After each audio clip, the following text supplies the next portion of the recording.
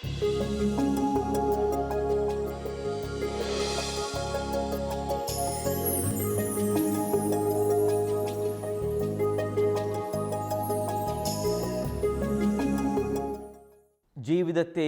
മരണത്തെയും പറ്റി വിചിന്തനം ചെയ്യുമ്പോൾ മലയാള മനസ്സുകളിലേക്ക് അറിയാതെ കടന്നു വരുന്ന പ്രസിദ്ധമായ ഒരു പദ്യമുണ്ട്. ഇന്നു ഞാൻ നാളെ നീ, ഇന്നു ഞാൻ നാളെ നീ, എന്നും പ്രതിധ്വനിക്കുന്നതൻ ഓർമ്മയിൽ. ഓരോ മൃതസംസ്കാര കർമ്മവും പരേത അനുസ്മരണ ചടങ്ങുകളും കഴിയുമ്പോൾ അറിയാതെ നമ്മുടെ മനസ്സുകളിലേക്ക് കടന്നു വരുന്ന ഒരു ചിന്തയാണിത്. ഇന്നു ഞാൻ നാളെ നീ, ഇന്നു ഞാൻ നാളെ നീ. ഓരോ മനുഷ്യ വ്യക്തിയും ജനിച്ചു വീഴുമ്പോൾ സുനിശ്ചിതമായ ഒരു കാര്യമാണ്. ഒരു ദിവസം നാം എല്ലാവരും നമ്മുടെ പ്രിയപ്പെട്ടവരെയും ഇഷ്ടമുള്ള സ്ഥലങ്ങളെയും മറ്റെല്ലാം ഉപേക്ഷിച്ചുകൊണ്ട് ഈ ലോകത്ത് നാം കടന്നു പോകണം. എപ്പോൾ, എങ്ങനെ, എവിടെ വച്ച് അതുമാത്രം നമുക്കാർക്കും ഒരു നിശ്ചയവുമില്ല. നിശ്ചയമുള്ളത് ഇതുമാത്രം: നാം എല്ലാവരും ഇവിടെ നിന്ന് കടന്നു പോകാനുള്ളവരാണ്. ജനിച്ചു വീഴുന്ന എല്ലാവരുടെയും സുനിശ്ചിതമായ ഒരു യാഥാർത്ഥ്യം ജീവിതത്തിലേക്ക് കടന്നു വരുന്ന, പലപ്പോഴും അറിയാതെ കടന്നു വരുന്ന മരണത്തെയാണ്. ഇപ്രകാരം പറയാറുണ്ട്: അനായാസേന മരണം, വിനയാന്യേന ജീവിതം എന്ന്. വിനകളില്ലാതെ ഇങ്ങനെ ജീവിക്കുന്ന ത്യാഗജീവിതത്തിനാണ് എന്നും ശാന്തമായ കടന്നുപോകൽ സമ്മാനമായി ലഭിക്കുക. മറ്റുള്ളവരോട് സ്നേഹവും സന്തോഷവും സൗഹാർദ്ദതയും പുലർത്തുന്ന നല്ല ജീവിതങ്ങൾക്ക്, ത്യാഗജീവിതങ്ങൾക്ക് ദൈവം ഈ ശാന്തമായ കടന്നുപോകൽ, ഒരു ആയാസവുമില്ലാത്ത മരണം ദൈവം തന്നെ സമ്മാനിക്കുന്നു. യോഹന്നാൻ്റെ സുവിശേഷം 19-ാം അധ്യായം 30-ാം വാക്യം യേശുവിൻ്റെ കാൽവരി മലമുകളിൽ കുരിശിൽ കിടന്ന് പിടഞ്ഞു മരിച്ചതിൻ്റെ ആ അവസാന വാക്യം വളരെയേറെ ശ്രദ്ധേയമാണ്. 28 മുതലുള്ള തിരുവചനങ്ങൾ ഇപ്രകാരം നാം കാണുന്നു: അനന്തരം എല്ലാം നിറവേറ്റിക്കഴിഞ്ഞുവെന്ന് അറിഞ്ഞ് തിരുവെഴുത്ത് പൂർത്തിയാകുവാൻ വേണ്ടി യേശു പറഞ്ഞു, എനിക്ക് ദാഹിക്കുന്നു. ഒരു പാത്രം നിറയെ വിനാഗിരി അവിടെ ഉണ്ടായിരുന്നു. അവർ വിനാഗിരിയിൽ കുതിർന്ന ഒരു നീർപ്പഞ്ഞി ഹിസോപ്പ് ചെടിയുടെ തണ്ടിൽ വച്ച് അവൻ്റെ ചുണ്ടോട് അടുപ്പിച്ചു. യേശു വിനാഗിരി സ്വീകരിച്ചുകൊണ്ട് പറഞ്ഞു, എല്ലാം പൂർത്തിയായിരിക്കുന്നു. അവൻ തല ചായ്ച്ച് ആത്മാവിനെ സമർപ്പിച്ചു. എല്ലാം പൂർത്തിയായിരിക്കുന്നു. താൻ ഈ ജീവിതത്തിലേക്ക്, ഈ ലോകത്തിലേക്ക് ഏതൊരു ദൗത്യം സ്വീകരിച്ചുകൊണ്ട് ദൈവപിതാവിൻ്റെ സന്നിധിയിൽ നിന്ന് കടന്നു വന്നുവോ, ആ ദൗത്യം, ആ ഉത്തരവാദിത്വം വിജയപ്രദമായി പൂർത്തീകരിച്ച് അവസാന നിമിഷം, മുഹൂർത്തം എല്ലാം പൂർത്തിയായി. അത് ഒരു പരാജിതൻ്റെ വാക്കുകളല്ല, പ്രത്യുത ഒരു വിജയശ്രീലാളിതനായ വ്യക്തിയുടെ ആത്മസമർപ്പണത്തിൻ്റെ, സന്തോഷത്തിൻ്റെ പ്രകടനമാണ് എല്ലാം പൂർത്തിയായി. ഗ്രീക്കിൽ ഉപയോഗിച്ചിരിക്കുന്ന പദം തെത്തലസ്തായി എന്നാണ്. ഒരു ഒളിമ്പിക് മത്സരത്തിൽ, ഓട്ട മത്സരത്തിൽ 1-ാം സ്ഥാനം ലഭിക്കുന്ന വ്യക്തി വിജയാഹ്ലാദത്തോടുകൂടെ ആ ട്രോഫി ഏറ്റുവാങ്ങുമ്പോൾ പറയുന്ന വാക്കാണ് തെത്തലസ്തായി. ആഹ്ലാദത്തിമർപ്പോടുകൂടെ, ആനന്ദ അനുഭൂതിയോടുകൂടെ പറയുന്ന വാക്ക് തെത്തലസ്തായി. എല്ലാം പൂർത്തിയായിരിക്കുന്നു. യേശുവിനെ അനുഗമിക്കുന്ന ഓരോ വ്യക്തിക്കും, അതുപോലുള്ള അനുഗ്രഹ ജീവിതം നയിക്കുന്ന എല്ലാവർക്കും ഇപ്രകാരം സന്തോഷത്തോടുകൂടെ മരണത്തിലേക്ക്, ഈ കടന്നു പോകലിലേക്ക് നീങ്ങുവാനാകും. ഈ ഒരു പശ്ചാത്തലത്തിലാണ് പൗലോസ് അപ്പോസ്തലൻ ഫിലിപ്പിയർക്ക് എഴുതിയ ലേഖനം 1 അധ്യായം 21 വാക്യത്തിൽ പറയുക, എനിക്കു ജീവിതം ക്രിസ്തുവും മരണം നേട്ടവുമാണ്. ക്രിസ്തുവിൻ്റെ വിശ്വസ്ത സേവകനായി ജീവിക്കുമ്പോൾ, ആ കാരുണ്യവും സ്നേഹവും സാന്ത്വനവുമൊക്കെ അനുദിന ജീവിതത്തിൽ പാലിക്കുമ്പോൾ, ക്രിസ്തു എനിക്ക് ജീവിതവും, അങ്ങനെ പാലിക്കുന്ന വ്യക്തികൾക്ക് മരണം നേട്ടവുമായി മാറുന്നു. ഈ ഒരു നേട്ടം സ്വീകരിക്കുന്ന വ്യക്തികൾക്കാണ് ഈ ലോക ജീവിതാനന്തരം സന്തോഷത്തോടുകൂടെ സംതൃപ്തിയോടുകൂടെ യാത്രയാകുവാൻ ആകുക. ജോൺ 23 മാർപ്പാപ്പ തൻ്റെ അന്ത്യ അഭിലാഷങ്ങളിലൊന്ന് ഇപ്രകാരമായിരുന്നു അത്രേ. അദ്ദേഹത്തിൻ്റെ മൃതസംസ്കാര കർമ്മങ്ങൾ സമാപിക്കുമ്പോൾ സാധാരണഗതിയിൽ ആഹ്ലാദത്തിൻ്റെ അവസരത്തിൽ ആലപിക്കുന്ന മരിയത്തിൻ്റെ സ്തോത്രഗീതം ആലപിക്കണമെന്ന്. എൻ്റെ ഹൃദയം ദൈവത്തിൽ ആനന്ദിക്കുന്നു. അങ്ങനെ സന്തോഷത്തിൻ്റെ ഒരു അനുഭവത്തോടു കൂടെയാണ് വിശുദ്ധ പദവിയിലേക്ക് 2014 ഉയർത്തപ്പെട്ട അൾത്താരയുടെ വണക്കത്തിൽ നാം ഇന്ന് അൾത്താരയിൽ വണങ്ങുന്ന ജോൺ 23 മാർപ്പാപ്പ ആഗ്രഹിച്ചത്. കാരണം തൻ്റെ ജീവിതം യേശുവിൻ്റെ ആ ധന്യ ജീവിതവുമായി താതാത്മ്യപ്പെട്ടുകൊണ്ട് തൻ്റെ ജീവിത ദൗത്യം പൂർത്തീകരിക്കുമ്പോൾ ഒരു വ്യക്തിക്ക് എന്നും ജീവിതത്തിൽ സന്തോഷിക്കുവാനും ആഹ്ലാദിക്കുവാനും മാത്രമേ കാരണമുള്ളൂ. മറിയത്തിൻ്റെ ആ സ്തോത്രഗീതം ഓരോ വ്യക്തിക്കും ജീവിതത്തിൻ്റെ ഭാഗമാക്കി മാറ്റുവാനാകും. യോഹന്നാൻ്റെ സുവിശേഷം 11 അധ്യായത്തിൽ ലാസറിൻ്റെ ശവകുടീരത്തിങ്കിലേക്ക് പോകുന്നതിന് മുൻപ് യേശു പറയുന്ന വചനങ്ങൾ, ഞാനാണ് പുനരുത്ഥാനവും ജീവനും, എന്നിൽ വിശ്വസിക്കുന്നവൻ മരിച്ചാലും ജീവിക്കും, അങ്ങനെ ജീവിക്കുകയും എന്നിൽ വിശ്വസിക്കുകയും ചെയ്യുന്നവൻ ഒരിക്കലും മരിക്കുകയില്ല.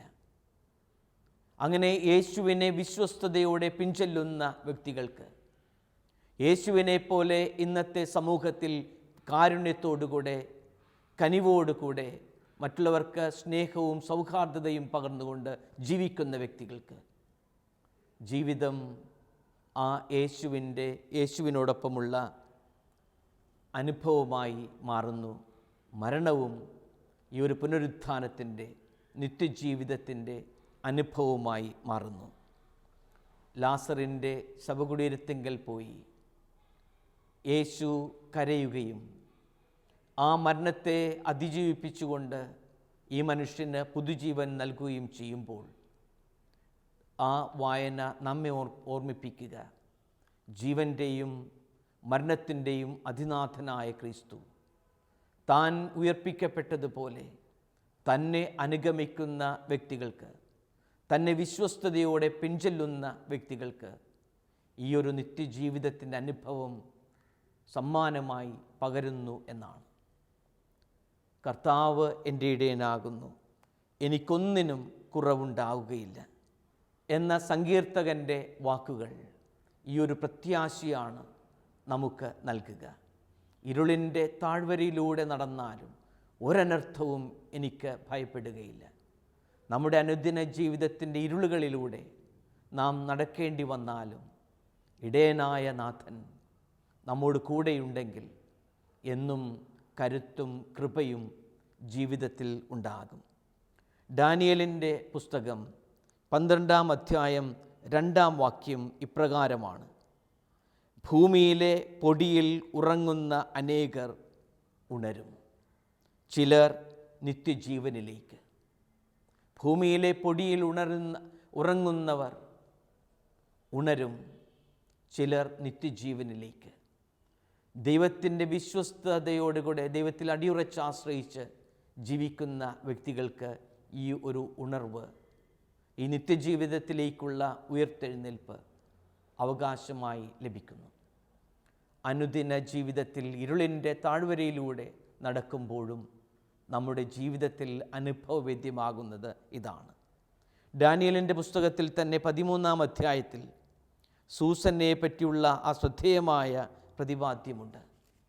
സൂസന്ന ഇപ്രകാരം പ്രയാസത്തിൽ ഒരു കെണിയിൽ ചെന്ന് വീഴുമ്പോൾ ഒരുപക്ഷേ തൻ്റെ ജീവിതം തന്നെ തനിക്ക് നഷ്ടപ്പെടുമെന്ന് അങ്ങനെയുള്ള ഒരു സാഹചര്യത്തിലേക്ക് അവൾ കടന്നു വരുമ്പോൾ അവൾ പ്രാർത്ഥിക്കുന്നത് ഇതാണ്.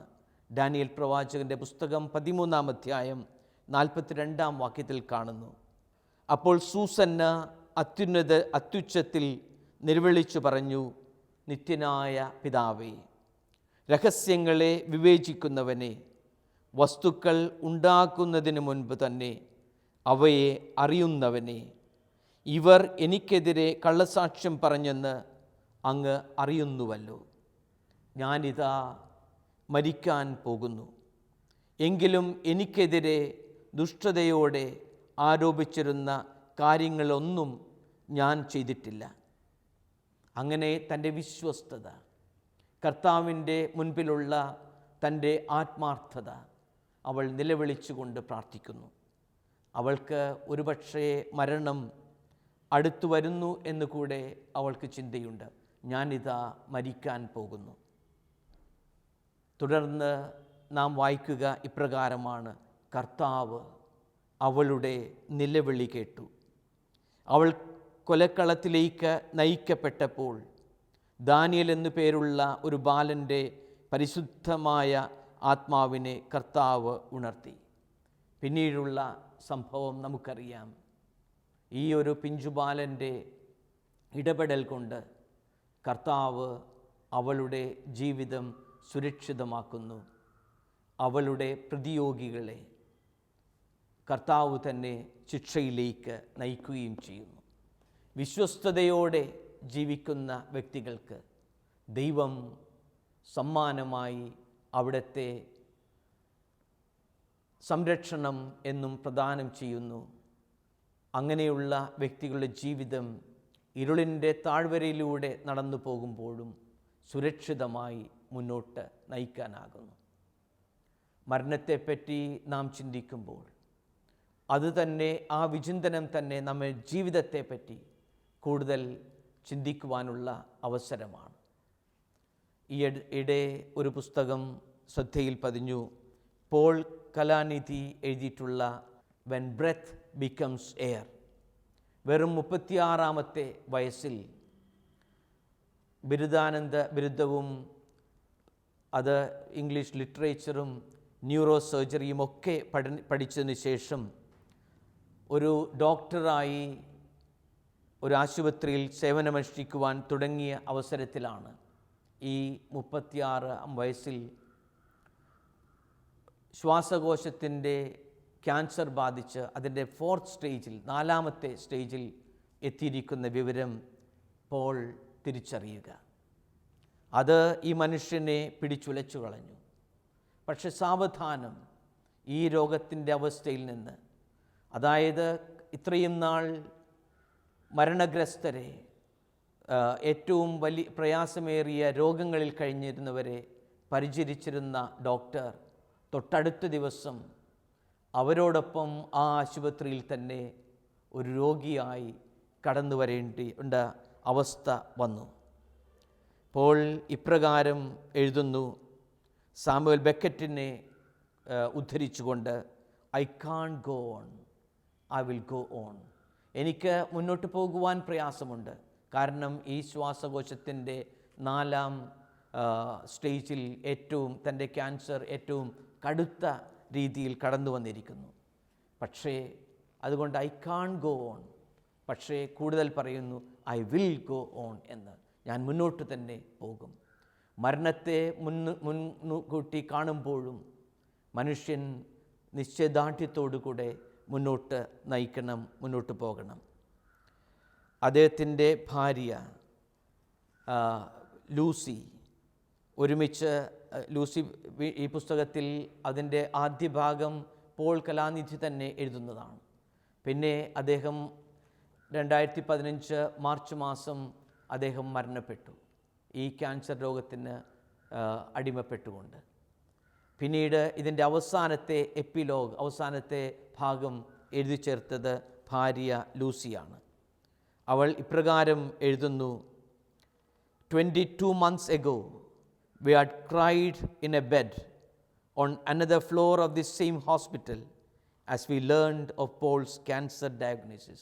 22 മാസങ്ങൾക്ക് മുൻപ് ഈ ആശുപത്രിയുടെ തന്നെ മറ്റൊരു വാർഡിൽ കിടന്ന് ഞങ്ങൾ ഒരുമിച്ച് കരഞ്ഞു, പോളിൻ്റെ ഈ ക്യാൻസർ രോഗത്തെപ്പറ്റി അറിഞ്ഞപ്പോൾ.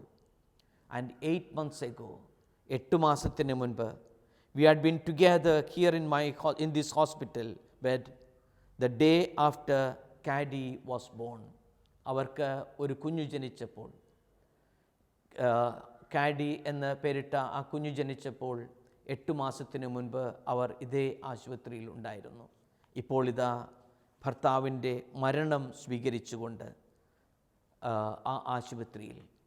പോൾ ഈ മരണം, ഈ ക്യാൻസർ രോഗവുമായി മല്ലിടുമ്പോൾ, മരണവുമായി മുഖാമുഖം കാണുമ്പോൾ ഇപ്രകാരം എഴുതി: ശരിയാണ്, വിഖ്യാതരായ വിശ്വപ്രസിദ്ധരായ വലിയ എഴുത്തുകാരെക്കാൾ കൂടുതൽ തനിക്ക് ജീവിക്കുവാൻ സാധിച്ചിട്ടുണ്ട്. 36 വയസ്സ് മാത്രം പ്രായമുള്ളപ്പോഴും അദ്ദേഹം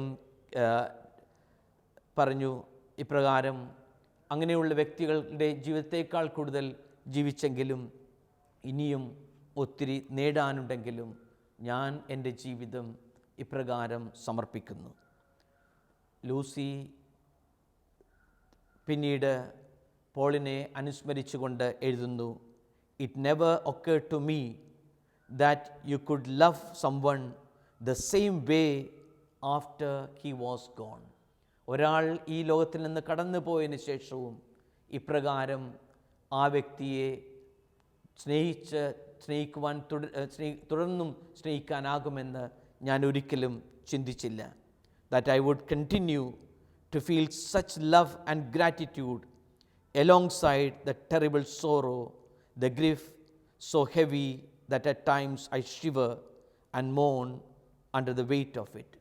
ഞാൻ ചിലപ്പോഴെങ്കിലും ആ അഭാവത്തിൻ്റെ പ്രയാസം, അതിൻ്റെ ആഘാതം മനസ്സിൽ സൂക്ഷിച്ചുകൊണ്ട് പ്രയാസപ്പെടുന്നു എങ്കിലും ചിലപ്പോൾ എൻ്റെ മനസ്സിൽ ഇത്രയധികം സ്നേഹവും കൃതജ്ഞതയും ഉയരാറുണ്ട് ആ വ്യക്തി കടന്നു പോയെങ്കിലും. Paul is gone and I miss him acutely, nearly every moment, but I somehow feel I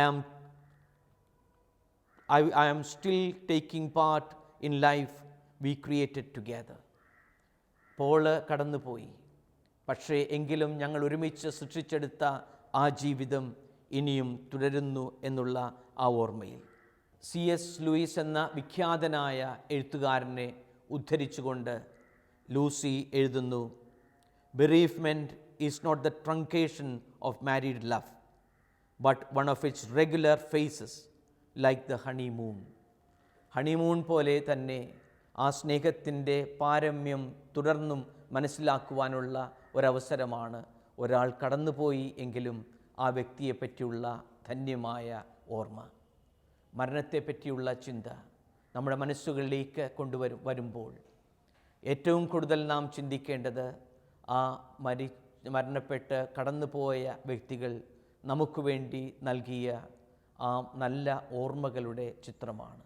ഇന്നു ഞാൻ നാളെ നീ, ഇന്നു ഞാൻ നാളെ നീ എന്ന് പറഞ്ഞ് ഓരോ വ്യക്തിയും കടന്നു പോകുമ്പോൾ നമ്മുടെ മനസ്സുകളിൽ സമ്മാനിക്കേണ്ടത് ഈ നല്ല ഓർമ്മകളുമായി നാം ജീവിക്കുമ്പോൾ നമ്മുടെ ജീവിതം കൂടുതൽ മെച്ചപ്പെട്ട രീതിയിൽ കരുപ്പിടിപ്പിക്കുവാനാണ്. വിശുദ്ധനായ ജെറോം മരണത്തെപ്പറ്റി നൽകുന്ന ചിന്തകൾ ശ്രദ്ധേയമാണ്. അദ്ദേഹം പറയുക, ഒരു കുഞ്ഞ് ഈ ലോകത്തിലേക്ക് പിറന്ന് വീഴുമ്പോൾ ആ കുഞ്ഞിങ്ങനെ നിസ്സഹായതയോടെ വാവിട്ടു കരയുന്നു. ആ കുഞ്ഞിനറിയില്ല അമ്മയുടെ ഉദരത്തിലുള്ള ആ പരിമിതമായ സാഹചര്യങ്ങളിൽ നിന്നും പുറത്തു വരുമ്പോൾ വിശാലമായ സുന്ദരമായ ഒത്തിരി സ്നേഹവും പരിലാളനയും പരിഗണനയും ലഭിക്കുന്ന മറ്റൊരു സുന്ദര ലോകത്തിലേക്കാണ് കടന്നു വരുന്നത് എന്ന്. ഇതേപോലെ തന്നെ മരണം സംഭവിക്കുമ്പോഴും ആ ദുഃഖവും നൊമ്പരവും വേദനയുമെല്ലാം നമ്മെ അനുസ്മരിപ്പിക്കേണ്ടത് ഈ ലോക ജീവിതത്തിൽ നിന്ന് കടന്നു പോകുമ്പോഴും നാം വിശാലമായ ഒരു നിത്യതയിലേക്ക്, അനന്തതയിലേക്ക് കടന്നു പോകുന്നു എന്നാണ്. വിശുദ്ധ ജെറോം നൽകുന്ന മറ്റൊരു ചിന്ത, ഒരു പുഷ്പം ഇങ്ങനെ വിടർന്ന് വികസിച്ച് പരിമളം പരത്തുന്ന ആ പുഷ്പം കൊഴിഞ്ഞ് വീഴുമ്പോൾ ആ ചെടിക്കുള്ള ദുഃഖം, പക്ഷേ ആ നിമിഷം ഈ പൂവ് കൊഴിഞ്ഞു വീഴുമ്പോൾ ചെടി ഓർക്കുന്നില്ല ഇപ്രകാരം ഈ സുന്ദര സൂനം അടർന്ന് വീണ് കൊഴിഞ്ഞാൽ മാത്രമാണ് അവിടെ ഒരു കായ് ഫലം അവിടെ രൂപപ്പെടുകയുള്ളൂ എന്ന്. ഈ ലോകത്തിലുള്ള ഈ സുന്ദര ജീവിതം കൊഴിഞ്ഞ് വീഴുമ്പോഴാണ് മറ്റൊരു അനുഗ്രഹീത അനുഭവത്തിലേക്ക്, ദൈവവുമായിട്ടുള്ള ആ സാമീപ്യത്തിലേക്ക്, അവിടുത്തെ അനന്ത സൗഭാഗ്യത്തിലേക്ക് ഒരു മനുഷ്യ വ്യക്തി കടന്നു പോകുക. നമ്മുടെ ഓരോരുത്തരുടെയും ജീവിതം, ഈ ജീവിതം യേശുവിൻ്റെ ധന്യപാദങ്ങളിൽ വിശ്വസ്തയോടെ ജീവിക്കുമ്പോൾ ഈ ജീവിതത്തിന് ശേഷം ഒരു അനുഗ്രഹീതമായ അനുഭവത്തിലേക്ക് നടന്നു പോകാനാകണം. പൗലോസ് അപ്പോസ്തലൻ പറഞ്ഞതുപോലെ, ജീവിതം എനിക്ക് ക്രിസ്തുവാണെങ്കിൽ മരണം എനിക്ക് നേട്ടമായി മാറണം. ഒരു നിമിഷം നമുക്ക് പ്രാർത്ഥിക്കാം. സ്നേഹപിതാവായ ദൈവമേ, ഞങ്ങളെ ഓരോരുത്തരെയും ഈ ഭൂമിയിലേക്ക് അയച്ചത് ഒരു പ്രത്യേകമായ ദൗത്യ നിർവഹണത്തിന് വേണ്ടിയാണ്. ഞങ്ങളുടെ ഓരോരുത്തരുടെയും ജീവിതത്തിന് ഒരു ലക്ഷ്യമുണ്ട്, ഒരു പദ്ധതിയുണ്ട്, ഒരു പ്ലാനുണ്ട്. ആ ലക്ഷ്യമനുസരിച്ച് ഞങ്ങൾ ജീവിക്കുവാൻ അങ്ങയുടെ പ്രിയപുത്രനായ യേശുവിൻ്റെ പാദങ്ങൾ പിന്തുടർന്നുകൊണ്ട് കാരുണ്യത്തിൻ്റെ നല്ല ജീവിതം, സാന്ത്വനത്തിൻ്റെ ജീവിതം ജീവിച്ചുകൊണ്ട് ഞങ്ങളുടെയും ജീവിതത്തെ ആ സാഫല്യത്തിൻ്റെ അനുഭവത്തിലേക്ക് കൈപിടിച്ച് നടത്തുക. പ്രിയമുള്ളവരെ, ഇന്നു ഞാൻ നാളെ നീ, ഇന്നു ഞാൻ നാളെ നീ, ഓരോ വ്യക്തിയും കടന്നു പോകുമ്പോൾ നമ്മോട് പറയാതെ പറഞ്ഞു വയ്ക്കുന്ന യാഥാർത്ഥ്യം അതാണ്. ഒരു ദിവസം നാം കടന്നു പോകണം. ഈ ജീവിതം ഏറ്റവും സുന്ദരമായി, മറ്റുള്ളവർക്ക് അനുഗ്രഹമായി ജീവിക്കാം. അതിലൂടെ നമ്മുടെ ജീവിതം കൂടുതൽ അനുഗ്രഹപ്രദമായി മാറട്ടെ. അങ്ങനെ ഈ ജീവിതാനന്തരം ദൈവം നമുക്ക് വേണ്ടി കരുതി വച്ചിരിക്കുന്ന ആ നിത്യസമ്മാനത്തിലേക്ക് നമുക്ക് സന്തോഷത്തോടു കൂടെ നീങ്ങാം. നമ്മെ ദൈവം സമൃദ്ധമായി അനുഗ്രഹിക്കട്ടെ.